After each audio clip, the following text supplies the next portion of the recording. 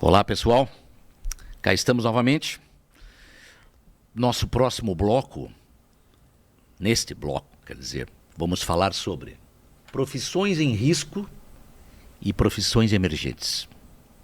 Então, faço a pergunta do professor Cláudio. Professor Cláudio, quais carreiras você acha que podem desaparecer com essa automação, com essa IA? E como ela pode substituir algumas tarefas humanas? Bom, nesse livro que eu estava falando, A Onda da IA, do Mustafa Smiling, ele elenca muitas carreiras que estão com os dias contados. Assim, quando o computador chegou, o fax ainda existia, mas disseram assim, olha, o fax vai estar extinto. Enfim, demorou. Demorou, né? E tem países que usam fax até hoje em dia. E datilógrafo, disseram que era uma profissão que ia ser extinta e existem pessoas na digitação até hoje em dia, mas existem ferramentas que hoje você escaneia um texto e ele produz o texto plano, por assim dizer. Correto. Né? Então, o que a gente tem visto de uma forma assim, como é que se diz, como é que poderia se dizer, mais evidente, né? São algumas coisas até ligadas à tecnologia. Então, por exemplo, o próprio tradutor, hoje em dia, né, essa pessoa do tradutor, ela precisa dar uma ciência do que basicamente a máquina hoje, né, esse agente está fazendo com uma propriedade, com uma expertise muito boa. Né? E está se falando, tem dados já, que essa produção de código, que é o maior, talvez seja um dos maiores preocupações, né, das pessoas ligadas à área de desenvolvimento de software, né, até que ponto nós vamos ter os nossos empregos. Né? A indústria da tecnologia, ela é uma indústria, talvez o PIB dela seja um dos maiores. É o caso da Califórnia, onde o PIB da Califórnia é igual ao PIB do Brasil. Né? Então, nós temos que, digamos assim, ver muitas coisas com um certo cuidado. Mas, por exemplo, muitas profissões ligadas à tecnologia, como de programação, já está se dizendo assim, nós temos uma IA aí que já está atingindo o ranking 50 do melhor programador do mundo. Esse foi um dado que saiu esses tempos recentemente nos Estados Unidos. Nossa. No ranking 50. Então, os testes começaram com o jogo de xadrez, no momento que o computador da IBM venceu o campeão. Era o Deep Blue, né? O Deep Blue. No momento que o Deep Blue venceu o Kasparov, todo mundo ficou preocupado. Nossa. Quando tudo isso iria se repetir em outras profissões. Né? Então, de uma certa forma, o epílogo do livro, né, ele deixa muito tudo isso em aberto. Todos nós estamos correndo um risco e nós não sabemos o que essa onda vai provocar em cima de muitos pilares, por assim dizer. Né? Eu mesmo, o meu caso que eu trabalho como freelance para uma plataforma americana, né? E quando veio a Covid e quando veio a guerra da Ucrânia, simplesmente todos os meus clientes desapareceram. Nossa. Aí o que aconteceu? Eu achei que meus clientes ou foram mortos pela Covid ou eu estava envolvido na guerra da Ucrânia. Aí não podia mais falar. Aí eles não podiam nem se manifestar. Um ano depois, aí trabalhando num projeto com o Daru, aí eu vim descobrir. Eu fui substituído pelo ChatGPT, produtor de código e seus similares. Eu fui substituído. Então eu fui um produtor, um desenvolvedor de alguns códigos específicos que estavam produzindo de tamanha qualidade iguais às minhas. Nossa. Mas existem alguns outros, porém, que depois eu vou deixar por um segundo momento aí. Tá ok? Passo as palavras aí para o Daru. Garoa, então a minha pergunta para você em relação a esse tópico aí seria isso. Bom, a gente sabe que no mercado tem algumas funções. E quais dessas novas têm surgido, que você acha, na indústria, com o avanço da IA? E como é que você que tem essa experiência na empresa, na indústria, né? Como é que essas empresas têm se adaptado, os seus times, em relação a essas mudanças? Não sei como é que isso foi lá no teu case, use case lá, no teu caso de uso lá na Neogrid. Acho que a gente pode comentar o seguinte: desde que surgiu o GPT, fez essa movimentação que, nossa, vai ter essa revolução, vai ter essa transformação, mas a realidade é que as empresas não estão conseguindo atingir um grau de maturidade na IA, de forma que elas consigam extrair algo de benefício. Isso é interessante. Por quê? Porque muito se fala, mas pouco se transforma para que isso gere produtividade. Então, vamos dar um exemplo do código. Na empresa, aí agora posso falar especificamente da Neogrid, porque como eu também tenho consultoria e participo de alguns outros eventos, então algumas coisas que eu comentei aqui não são ligadas à Neogrid. A Neogrid ainda não tem uma inteligência artificial aplicada a cliente. Entendi. Então, e vou dar alguns exemplos dessas consultorias para a gente entender um pouquinho do que a empresa está tentando usar, né? Então, a primeira percepção da empresa era tentar usar a IA para fazer atendimento de chamado. Então, a gente tem um batalhão de gente que fica atendendo chamado. Não necessariamente só a Neogrid, mas várias empresas têm essa necessidade. Daí faz um chatbot assim? Isso. Faz um bot? Então, a hora que você parte para um GPT que responde textualmente, e ela tem a capacidade que a gente chama de reasoning, ou razão, ela consegue, parece que ela está raciocinando, mas ela escreve muito bem as próximas palavras contextuais. Você usar em benefício isso aí, aqui eu posso ter um aumento de produtividade. Então, olhando essas habilidades, é onde eu entraria. As empresas, elas estão... O primeiro ponto é conseguir fazer com que esse texto gerado seja útil para alguma coisa. Pode ser um código, pode ser uma documentação. E aí ela está entrando para auxiliar. Porque o processo que o pessoal esqueceu é que a IA, eu peço para a IA engenharia de prompt, novas profissões. Engenheiro de prompt, então, engenheiro de prompt já é uma nova profissão. Uma nova profissão. Você criar um prompt adequado para fazer ela dar a resposta, já é o primeiro trabalho. Aí o segundo trabalho, o segundo processo ali, eu fiz a pergunta, ou botei o contexto para que ela responda adequadamente, ela gera o texto, depois precisa de um ser humano para auditar. Então esse ciclo, eu não posso escapar. Se eu deixar passar isso aqui, ou eu ter um prompt de novo, um engenheiro de prompt, para auditar essa resposta. Auditoria. Essa auditoria, eu ia falar auditação porque via audit, estava pensando em inglês. Essa auditoria é para verificar se não existe alucinação por parte da IA? Vamos chamar isso. Toda vez que ela escreve algo que ela buscou do contexto geral e não o teu específico, a gente está determinando que é alucinação. Ela pode estar alucinando, né? Então, isso não é bom. Se é o teu cliente, você está numa empresa então ela vai escrever código que é fora de contexto, que não está dentro do... Sim. Eu uso muito intensamente também para fazer geração de código, para fazer documentação, para responder e-mail. Só que você vai perceber, peguem agora quem tiver... aí entra no GPT, no DeepSeek, qualquer Gemini, Grok, qualquer ferramenta de geração. Mistral. Mistral. E pede qualquer coisa para ela. Me fale sobre X. Ela vai começar a falar assim, é fundamental, é importante, ela usa muita hipérboles. Por quê? Como ela aprendeu com a internet, os documentos que ela foi ensinada, ou seja, você vai ter que dar um teor para ela mais formal, se você quer responder um e-mail. Vou dizer, um teor executivo. E você ainda vai ter que revisar esse código, porque ela vai pegar coisa que você não colocou no contexto e ela vai gerar fora. Então, voltando ali, tem profissões que têm risco? Eu diria o seguinte, nesse momento... Aquelas profissões, assim como quando veio a robótica e a automação, que tirou aquelas tarefas repetitivas, aquilo que é repetitivo, pega isso, extrai de algum texto e gera isso está fadado a sumir. Mas aquelas profissões que precisam gerar texto a partir de contexto, é um programador, é um gerador alguém que faz análise de fluxo de processo numa empresa.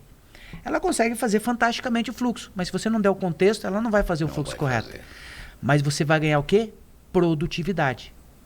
Então, se a gente olhar, em vez de a gente pensar nela, se eu tenho risco, dá um olhar para ela para você ganhar produtividade e o ser humano ser mais produtivo. Aí eu posso dizer, você, qualquer profissão daí agora, se você não utilizar a inteligência artificial, quem estiver utilizando vai ser muito mais produtivo que você. Entendi. E aí você vai ter o risco ameaçado pela IA. Não porque ela vai te substituir, porque aquele profissional que está usando a inteligência vai te substituir. Ele vai ter em ganho de produtividade. Esse é o detalhe. Aí entramos no próximo ponto, que seria isso. A IA como uma aliada ou como uma ameaça?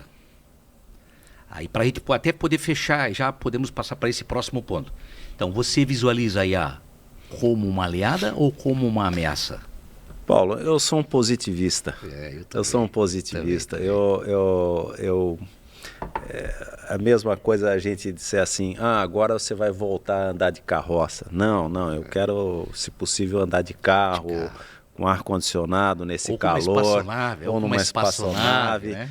Falando isso, o número de startups investindo em carros voadores quero ir daqui até um dos maiores pelo ar, pô. Exatamente. Um carro voador. É um dos maiores. Esse é meu sonho. Então, eu sou um positivista. Então, nesse sentido, eu tomei conhecimento, digamos, desses agentes e eu tenho feito uso praticamente no meu cotidiano, principalmente para recuperar informações antigas, principalmente aprender. Agora, depois, principalmente, então eu vejo ela como um grande aliado. Eu sou alguém assim, que estou vibrando com isso de uma forma muito positiva. Agora, se tu me perguntar, dê esta IA a qualquer pessoa e ela vai saber usá-la corretamente? Essa seria uma grande questão.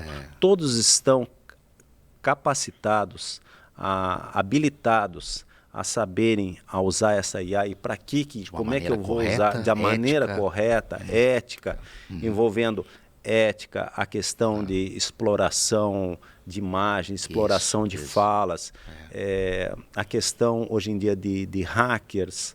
Eu nem vou citar aqui as possibilidades que no livro que o Mustafa ele cita, né? E ele prefere, olha, eu nem vou entrar aqui em detalhes para não estimular essas possibilidades que podem haver, né? De segurança cibernética, coisas do tipo, né?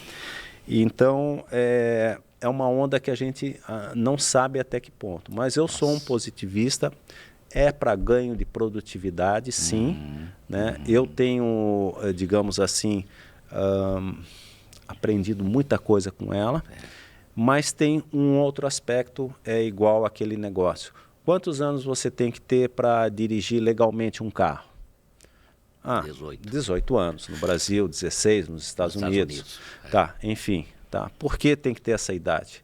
Alguma coisa de responsabilidade, alguma coisa de fundamentos. Então a gente entra num outro seara, que é a questão de fundamentos. Certo. Mexer, você não ficar na casca, de mexer numa casca, e sim você ter que estar trabalhando com fundamentos e o que tudo isso vai implicar para uma pessoa que tenha ou não tenha esses fundamentos ao usar isso aí, para entender isso aí e por que vai fazer, e quando der um problema, souber. Concordo. É isso aí. Entendeu? Depois eu cito um exemplo bem prático disso. Você, Daru, o que você acha? Eu vou muito, acho que na mesma linha de que vocês... Eu olho a tecnologia como algo que ela... Sempre veio para ajudar, né? Veio para ajudar. Eu também penso assim. Exatamente. É uma aliada. Então, nesse aspecto, os lados positivos da tecnologia, porque ela vem sempre para mudar algumas regras de negócio. Senão, não faz sentido ter a tecnologia. Ela vem para mudar alguma regra de negócio. Aqui eu estou parafraseando o seu Miguel Aboab, né? Que é lá da New Grid lá. E nessa questão, quando a gente fala de aliado, quando você enxerga ela para te aumentar a produtividade, aumentar as capacidades humanas, as capacidades cognitivas, extremamente positivo. Agora, Se a gente pensar que essa que está em voga agora, principalmente, que é a de gerar texto, o que eu faço com esse texto gerado, ela pode dar um comando para acionar algo bélico. Então, nesse aspecto, a questão ética e a utilização é mais o que o ser humano vai fazer com a utilização dessa tecnologia. Então, esse é um primeiro ponto de alerta. Não delegar as tomadas de decisão. A Europa criou como se fosse um marco da IA, o Brasil também está fazendo isso, aonde nesse documento... É um protocolo de intenção. Isso, que ele coloca o seguinte, olha, não vamos usar a IA para tomar decisões médicas, para fazer cirurgias. Vamos olhar com atenção, uma máquina que vai controlar a vida de um ser humano, ela para tomar decisão se vai... Então, algumas coisas, vamos tomar cuidado que isso aqui é alerta vermelho. A aplicação da IA aqui ainda precisa de bastante estudo e evolução. Mas outras que a gente viu que é repetitivo, aqui você pode liberar o ser humano para ter habilidades potencializadas. Agora eu vou citar um exemplo interessante. Isso foi recente, estou falando desse ano ainda. Uma determinada consultoria que eu estava fazendo, eles contrataram cientistas de dados, que eles já vêm com essa vontade de eu trabalho com inteligência artificial, etc. E aí veio com um rótulo de sênior. E aí o sênior se autodenomina sênior porque, eu conheço de tudo do machine learning, eu sei fazer tudo. Mas o tudo dele era do GPT. E aí essa empresa contratou o cientista de dados. E na primeira entrevista que nós fizemos, que era para entregar os resultados depois de 3 semanas de trabalho sobre um determinado contexto, ele não sabia responder. Ele repetia o que ele tinha aprendido com o ChatGPT. Ou seja, substituiu o conhecimento profundo das essências por uma casca. E aí ele repetia o que o GPT estava entregando, sem saber o que estava fazendo. Só que isso depois, o alerta foi, quando o outro que era pleno, não era sênior, entregou a mesma coisa. Então como é que um pleno está fazendo uma coisa que um sênior faz? Isso foi um primeiro questionamento, Constatação. né? E aí as respostas também eram superficiais na mesma direção. Então percebemos que o conhecimento utilizado foi genérico. Opa, quem tem conhecimento genérico, que não conhece contexto? Essas já generativas. E as respostas foram parecidas, ou seja, fizeram as perguntas muito próximas e não sabiam o que estavam fazendo. Estavam pegando o código, rodando o código, e aí quando ia tentar explicar, eram superficiais, ficavam repetindo como se fossem papagaios aquilo que a IA estava gerando. Isso assusta, porque agora voltando para a academia, voltando para os profissionais que usam esse tipo de ferramenta, se eles não forem a fundo para entender o que eles querem e perguntar com conhecimento, a IA vai entregar superficialidades. E aí eu dou um exemplo simples. Eu não conheço nada de front-end. Front-end é uma coisa para desenhar telinha de computador. E eu falei, poxa, como eu sou ruim nisso, deixa eu ver se o GPT me ajuda a fazer um front-end bonitinho, né? Daí eu queria fazer uma telinha de pergunta igual a do Google. Aí eu falei, faça uma barrinha de pesquisa igual a do Google. Assim eu perguntei, porque eu não conheço nada, né? E ele fez. Aí, a hora que eu botei para rodar aquilo ali... Deu o código tudo? O HTML, eu vou chegar lá. Deu essas tecnologias, escreveu tudo. E quando eu olhei, eu falei, meu, que coisa horrível. Não servia para nada. Ele fez exatamente o que eu queria, com essas codificações, o HTML, o CSS. Ele gerou o HTML, gerou CSS, etc. JavaScript, tudo. Gerou, bonitinho. Mas o que essa tela fazia? Nada. Eu só perguntei uma telinha igual a do Google. Ele não ia fazer busca, ele não ia fazer nada. Não tinha, como é que é, UX, UI, porque você não foi específico, eu não sabia perguntar.